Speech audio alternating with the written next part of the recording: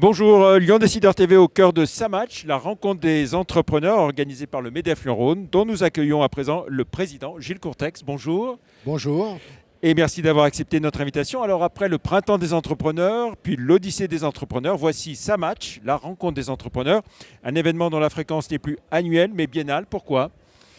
Parce que nous souhaitons faire ça un an sur deux pour consacrer, bien sûr, une année sur deux, un événement qui sera dédié à la jeunesse et qui a déjà été réalisé donc en novembre l'année dernière, c'est-à-dire Samatch, la rencontre avec la jeunesse. Donc voilà pourquoi on a décidé de modifier nos événements. Et puis retour à une programmation de printemps, avant l'université d'été du MEDEF, mais dans un esprit qui s'en rapproche un peu. Oui, quand on voit l'Odyssée, ex-Odyssée ou Samatch, on peut dire que quand même c'est assez inspiré de la REF.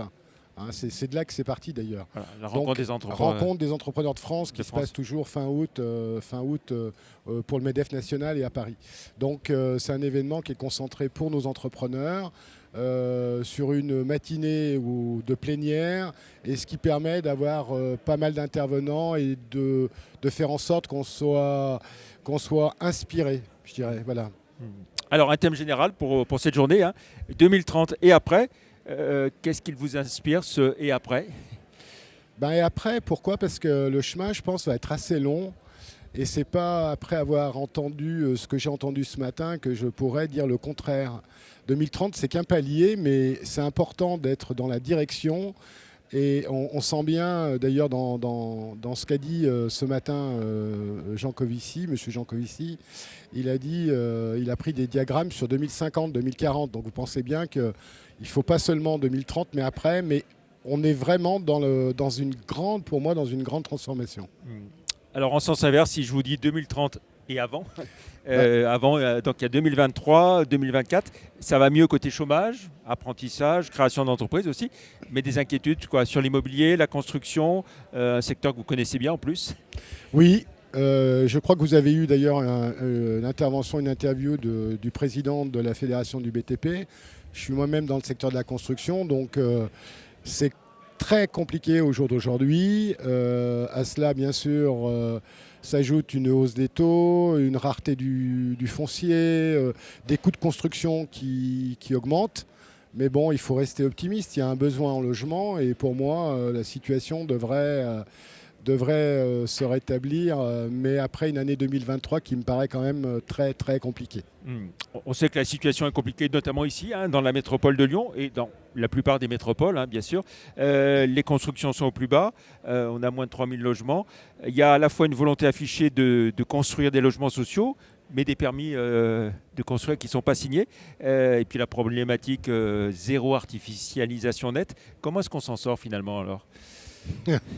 Comment on s'en sort en cherchant d'autres solutions. On nous parle du marché de la rénovation, notamment concernant les bâtiments.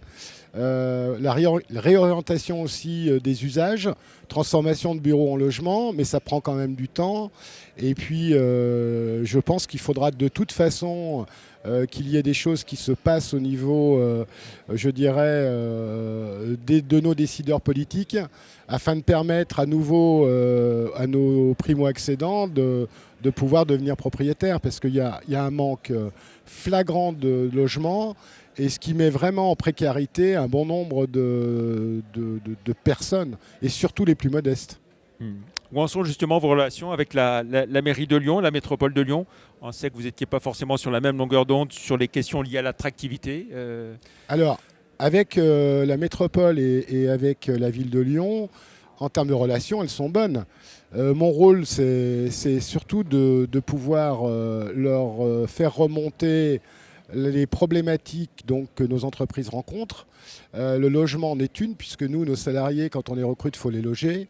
Je dirais qu'aussi de l'attractivité du territoire, les déplacements, je dirais l'économie, la place du foncier dans le développement, notamment de l'industrie. Donc tout ça, notre rôle, c'est d'avoir un échange et d'essayer avec eux de co-construire. Moi, je préfère être dans cet esprit-là, mais tout en étant libre, puisque moi, je ne dépends pas de la métropole. Le MEDEF, il est autonome. Donc, je dis les choses telles qu'elles sont et je souhaite qu'on soit, et je pense qu'on est dans un débat constructif. Alors vous avez évoqué les déplacements, les transports, les mobilités. Par rapport au Citral, on sait que Christophe Jourjon, élu d'opposition, a souhaité que les entreprises soient représentées ès-qualité au sein du Citral, vu qu'elles en sont, on peut le dire, le premier financeur. Vous approuvez cette idée ? Ah oui, mais le tout, ce qui est important, c'est qu'aujourd'hui, au niveau du Citral, on abonde à hauteur de 40%, un peu plus de 40%, je crois, presque 50%. Avec le fameux versement transport. Versement mobilité. Sachant qu'il n'y a que 3 entreprises sur 10 qui utilisent les transports en commun. 3 salariés sur 10. Donc vous imaginez la conséquence de l'apport. Donc ce qu'on souhaite, c'est, si c'est être autour d'une table et en fait n'avoir aucune capacité de proposition ou de demande, notamment concernant la desserte de certains secteurs. On parle notamment de la porte de l'Est lyonnais vers Saint-Priest, tout ça. On a quand même une problématique. Donc nous, ce qu'on veut, c'est bien d'être présent, mais de pouvoir échanger avec eux, d'avoir un apport qui compte, pas que nous écouter et en fait faire ce qu'on veut. C'est pas l'objectif. D'être mieux entendu, on a vu aussi les entreprises du collectif par rapport au règlement local de publicité s'énerver fortement. Bah oui, je les comprends. Ils ont défendu leur position, ils ont défendu leurs entreprises, et puis voilà, et ça n'a pas été co-construit. Donc, vaut mieux être sur un système, je dirais, de co-construction plutôt qu'on impose, on refuse, et sans tenir compte de l'économie. Je rappelle quand même qu'au titre de la métropole, mais vous le savez, Jean-Pierre, les entreprises abondent à hauteur de 1 milliard d'euros par an. Donc ça donne quand même le droit à être... Tout ce qui est quoi, taxes, impôts, qu'elles payent impôts directs, indirects, aux collectivités, 1 milliard d'euros par an. Donc ce milliard d'euros, ça demande. On ne parle pas de l'impôt sur les sociétés. Non. Et ça demande à ce qu'on soit, je dirais, écouté, c'est tout. On ne demande pas, on n'est pas... Chacun son rôle. Les politiques, ils définissent une politique générale. Mais sur des sujets qui touchent les entreprises, c'est normal qu'on puisse être entendu. Alors on sait que le climat social est lourd avec le dossier de la réforme des retraites. La reprise du dialogue est indispensable. Vous êtes confiant sur cette reprise du dialogue social ? Oui, je pense. Et ce matin, Geoffroy en a parlé. On va se remettre autour de la table avec les syndicats de salariés et, comme il le disait, des syndicats, je dirais, plutôt réformistes. Et on va avancer. Il y a plein de sujets à traiter. Il l'a aussi, il s'est exprimé ce matin, notamment concernant les seniors, concernant les fins de carrière, tous ces sujets-là. Un gros travail. La partie qui a été censurée par le Conseil constitutionnel. Voilà, mais on va reprendre attache auprès des syndicats de salariés et on va à nouveau être sur ces dossiers. Il y a des dossiers sur lesquels c'est difficile de trouver un accord, mais il y a des sujets, sur les sujets où on peut avancer ensemble, on va le faire et c'est notre intérêt. C'est l'intérêt des deux parties, je crois. Il y a notamment l'accord qui a été signé avec les partenaires sociaux sur le partage de la valeur. Tout à fait, c'est quand même important puisque ça touche les entreprises de moins de 50 et là il y a vraiment il y a un progrès, il y avait un progrès à faire. Donc je trouve que ça c'est un signe qui est très positif. Oui. Avec toujours la crainte que le gouvernement s'en mêle un peu trop, parce qu'on avait entendu à un moment donné Geoffroy Roux de Bézieux dire attention, si vous ne le reprenez pas tel quel, oui, il souhaite ça se passera mal. Oui, parce que c'est un accord qui a été c'est un accord validé entre les syndicats de salariés et les syndicats patronaux. Donc du moment qu'on est d'accord ensemble... La CGT ne l'a pas signé, mais les autres l'ont signé. Oui, d'accord, ils ne l'ont pas signé, mais je ne sais pas s'il y en a beaucoup qui ont été signés par la CGT, des accords. Donc je veux dire, s'il y a une majorité... On a trouvé un chemin ensemble, et ben, il peut être que satisfait. Je pense qu'il peut être que satisfait. On voit que le sujet de la semaine de 4 jours revient de plus en plus. Est-ce que c'est une question à débattre au niveau national ou à l'échelon local et dans les entreprises ? Moi, je pense que la semaine de 4 jours, c'est un débat qui doit se faire dans les entreprises. Parce qu'il y a des activités où on ne peut pas le faire. Voilà. Moi, la construction, par exemple. Moi, si j'enlève un jour si j'ai un jour de moins, je perds 20% de ma production. Ou alors, il faudrait que j'ai des équipes en double qui me permettent d'intervenir. Non, avec pareil, des chefs de chantier en double, c'est infaisable. Prenez pareil dans certains autres métiers avec des spécificités. Et il faut trouver aussi le personnel. Je veux dire, aujourd'hui, on manque de ressources humaines.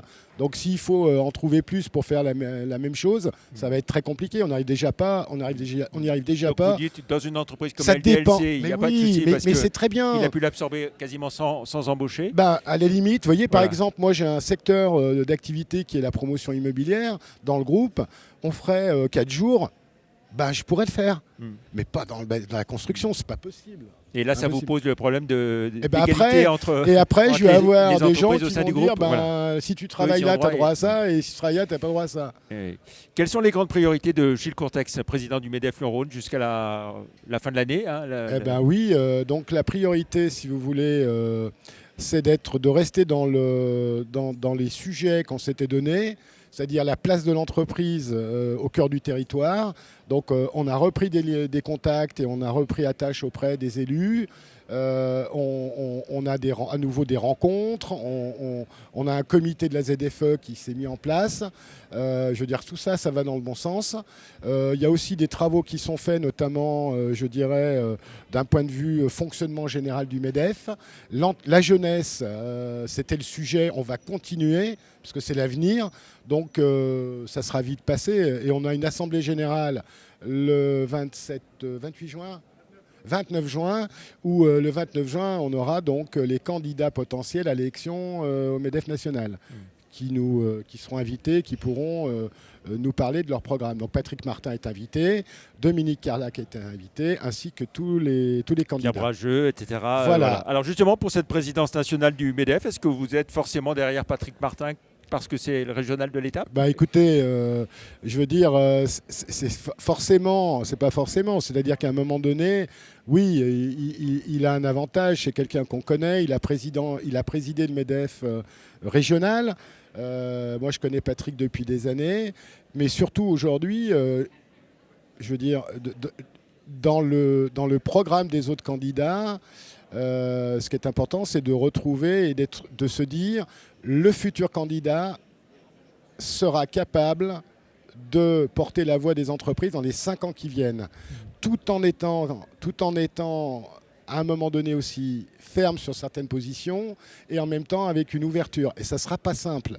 Et je pense que la période qui nous attend sera une période, pour moi, encore plus compliquée. Donc vous dites l'expérience acquise ces 5 dernières années aux côtés de Geoffroy Voilà, je sera trouve qu'il a une expérience qui est acquise dans le fonctionnement. Donc ça, c'est quand même un avantage pour lui. Par contre, il n'a pas gagné d'avance. Patrick, il est en campagne, on en a encore parlé ce matin. Il fait sa campagne, il défend son programme. Et puis voilà, et puis après il y aura l'élection, nous on va recevoir tous les candidats. Mais c'est sûr que de cœur, si vous me dites de cœur, oui, Patrick c'est mon candidat de cœur, je ne pouvais pas dire le contraire. Et vous-même, est-ce que vous serez candidat à votre succession en janvier prochain? Alors là, je ne sais encore pas ce que je ferai. Je vais déjà finir mon mandat, Jean-Pierre, parce que c'est déjà chaque chose dans son temps, j'ai toujours fait comme ça. Donc je vais d'abord finir mon mandat et puis on verra après. On se reverra pour en voilà, parler. Voilà. Merci beaucoup Merci, Gilles Courtex de nous avoir accueillis. Lyon Décideur était heureux d'être partenaire de Samatch, la rencontre des entrepreneurs. Merci, au revoir. Merci.